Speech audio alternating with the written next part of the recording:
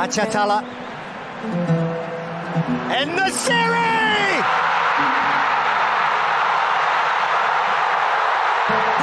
The Moroccan miracle is still on!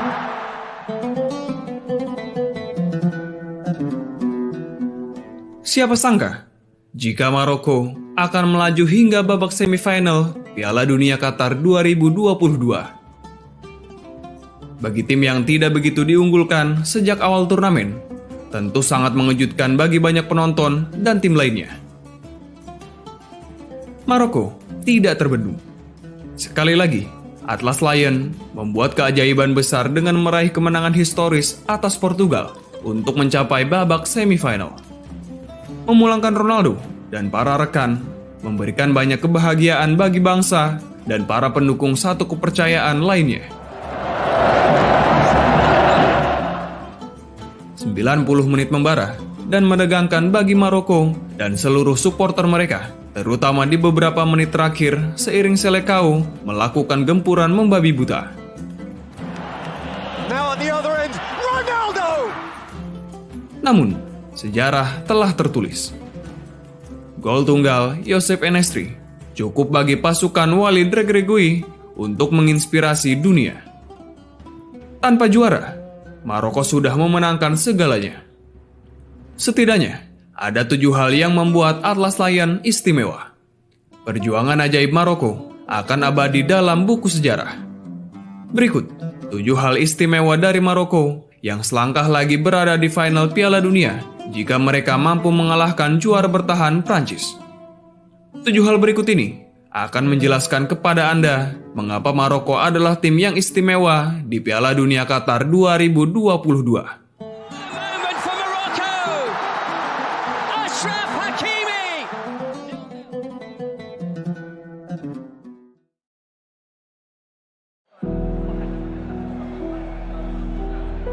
Whipped in, all the way in!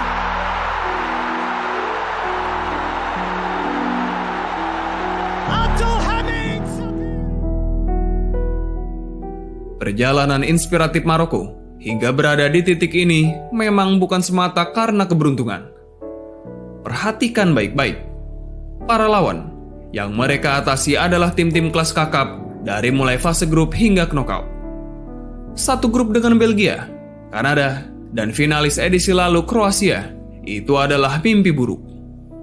Tapi, Maroko berhasil mengatasi keduanya dengan apik untuk keluar sebagai juara grup.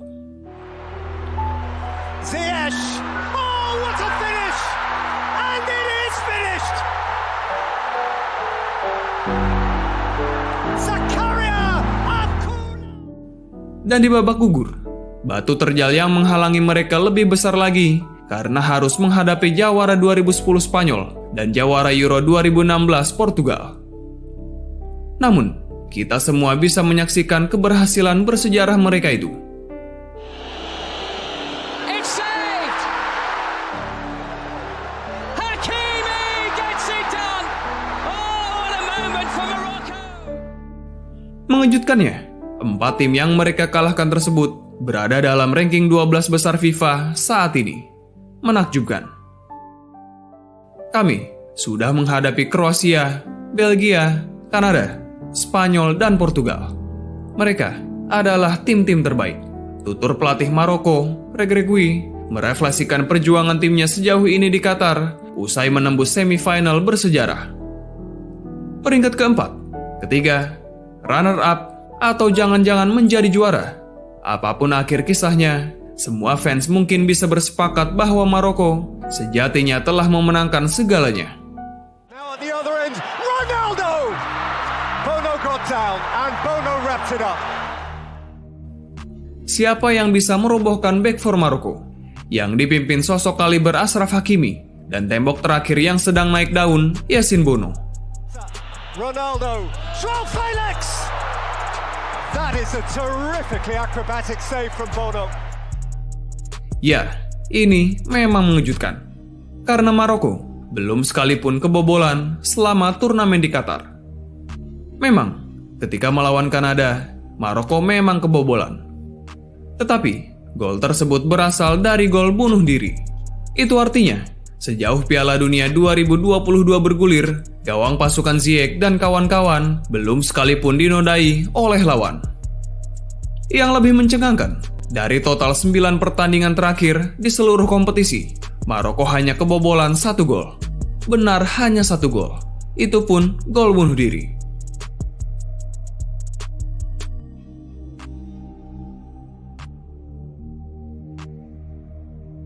Prestasi terbaik para duta Afrika dalam sejarah Piala Dunia. Ya, sebatas menembus perempat final. Malam itu, seantero Afrika tampaknya larut dalam lautan merah untuk membanggakan salah satu wakil mereka yang berhasil mengukir pencapaian fenomenal.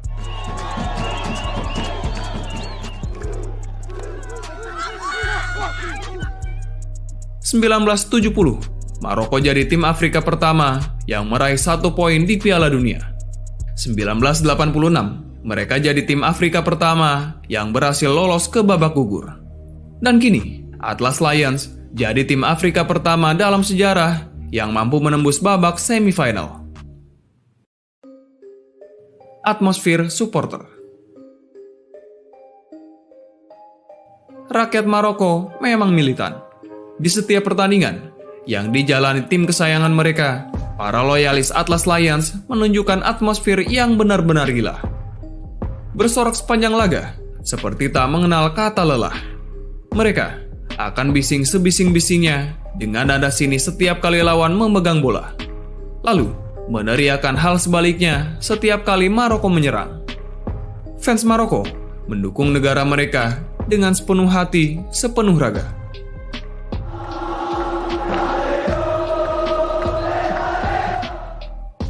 Seorang fan di Twitter menggambarkan keadaan supporter Maroko saat lawan Spanyol lalu.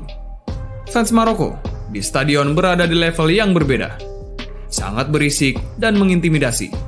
Siulan dan ejekan itu datang setiap kali bola berada di kaki Spanyol. Luar biasa. Dan atmosfer gila itu kembali mereka bangun saat meladeni Portugal untuk kemudian meraih kemenangan historis. Akhlak mulia. Pro kontra tarian Brazil saat menghancurkan Korea Selatan akan jadi isu tersendiri di Qatar. Namun, Maroko mengajarkan bagaimana sikap respek yang sesungguhnya di lapangan. Di menit-menit akhir, ketika Pepe menyia-nyiakan peluang untuk menyeimbangkan skor, pemain senior Maroko, Jawad El Yamid, menunjukkan gestur yang tidak terduga. Sementara Pepe menyesali kegagalannya memaksimalkan kans emas sembari memegang kepalanya, El Yamid menghampiri veteran Portugal itu, lalu mengecup hangat kepala ex-Real Madrid tersebut.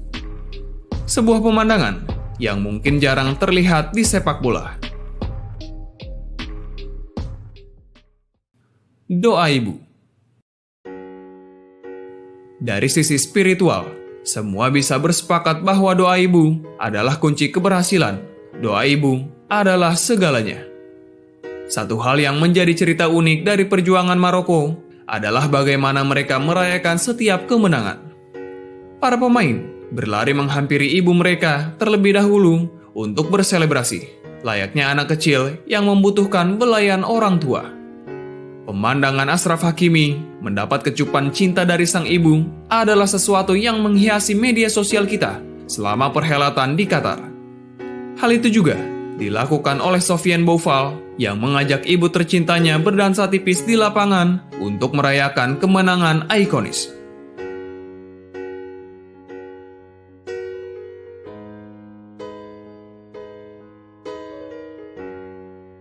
Untuk Palestina dan Muslim dunia.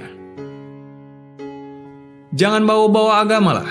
Sepak bola, ya sepak bola saja, bilang sebagian orang.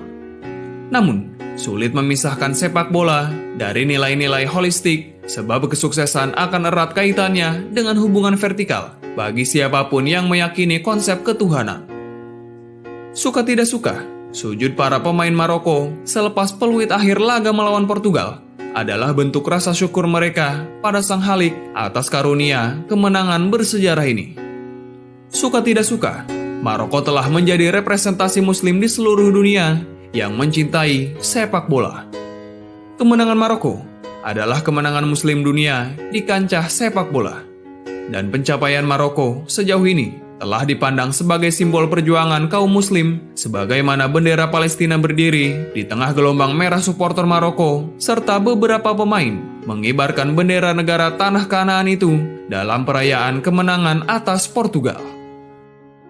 Saat ini adalah momen-momen spesial untuk seluruh Afrika, untuk semua negara Arab, untuk semua Muslim di seluruh dunia. Kata gelandang Maroko, Ezzedine Ounahi. Legenda Jerman, Mesut Ozil, yang juga dikenal sebagai Muslim taat, selepas